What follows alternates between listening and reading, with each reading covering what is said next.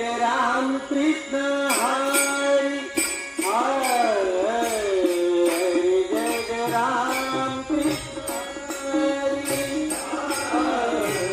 हरी जय राम कृष्ण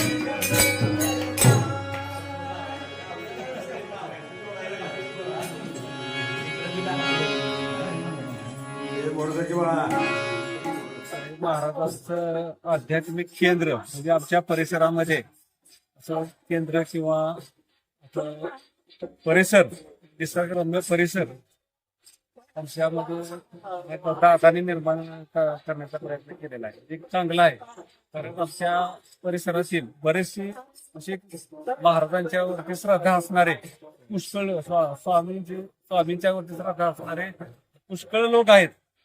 मात्र प्रत्यक्ष विनायक दादांनी जे आमच्या ह्या परिसरामध्ये एक त्यांचं इथं देवस्थान निर्माण केलं म्हणजे एक अत्यानंद आहे. हे भाविकांच्या दृष्टीनं एक उत्तम स्थान आणि एक निसर्गरम्य गावापासून दूर एक शांत निसर्गरम्य झाडी परिसर या वास्तूच्या आसपास आहे. त्यामुळं दादाने केलेलं एक उत्तम कार्य आहे आमच्या लोकांच्या. विनायक राजा भोसले, गाव तारगाव. मी ज्यावेळेला मुंबईला नोकरी करत होतो 40 वर्ष, नोकरी करत असताना माझी अक्कलकोट वारी दरवर्षीच व्हायची. प्रत्येक यात्रे म्हणजे दत्त जयंतीला अक्कलकोट गाणगापूर हे मी करायचो. पण आता मी ज्याला रिटायर झालो, मला 2 वर्ष झाली, पण नोकरी करत असतानाच एक मनामध्ये विचार होता की आपण वयानुसार परत त्या वारी करू शकणार नाही, उतार वयामध्ये आपल्याला तिथे जाऊ शकणार नाही. मग म्हटलं आपणच का आपलं दारामध्ये आपलं दत्तगुरूंचं स्थान नित्य निर्माण का करू नये आणि तो सगळ्यांना उपयोगी येईल या पद्धतीनं मी आपलं. आणि ते मी असं म्हणत नाही, पण त्यांनी ते स्वामींनी ते सगळं घडवून आणलं माझ्या हातून. आणि सेवानिवृत्त झाल्यानंतर त्यांनी आपलं इथं स्थान बसले स्वामी, आणि मला आपलं सेवा करण्याचा आता मौका मिळेल. किंवा इतर जे भक्त आहेत, भाविक आहेत, त्यांनाही कुठं लांब न जाता त्यांना इथं अक्कलकोट दर्शन होईल असं मला वाटतं. आता या भागामध्ये काय अगोदर असे काय केंद्र वगैरे होते का? नव्हतं आपल्या भागामध्ये जवळपास आता इथं आजूबाजूला केंद्र नाहीच आहे. आता कुठं कोपर्डेला म्हणजे ते कराड कोपर्डेला आहे तिथं जातात. इथं कुठेतरी जावळापूरला नांदगावला काहीतरी झालेलं आहे असं मलाही माहिती आहे. स्थानिक म्हणजे करतात थोडं आहे असं ते मला वाटतं. तिथं जातात लोक. मग आता आमच्या या भागातल्या पंचकृषीतल्या महिला वगैरे आहेत त्यांना ह्या ठिकाणी बऱ्यापैकी म्हणजे जवळच पडेल आणि त्या दर गुरुवारी येऊन इथं उपासना करू शकतात. रोज आले तरी दादा नेमकं कसं उपासना केंद्र कसं काय चालू राहणार आठवड्याभरात? उपासना केंद्र म्हणजे दर गुरुवारीच ते उपासना हा, केंद्रामध्ये किती ते किती वगैरे काय कसं? किती ते किती आणि काय शक्यतो कसं असतं की गुरुवारचं मग ते संध्याकाळी आपल्याकडे असतं ना. संध्याकाळी ते उपासना केंद्र मंदिरामध्ये आता भरवली जातात गावातल्या मंदिरामध्ये. तर आज आपण ते फुलच केलेलं आहे त्यांना की जेणेकरून बाबा इथे येऊन तुम्ही उपासना करा किंवा तो जेव्हा याल तेव्हा तुम्ही शांतपणे बसून तिथे चिंतन करू शकता आणि मनन करू शकता. स्वामींची भक्ती करून तुम्ही जाऊ शकता. असं काही नाही.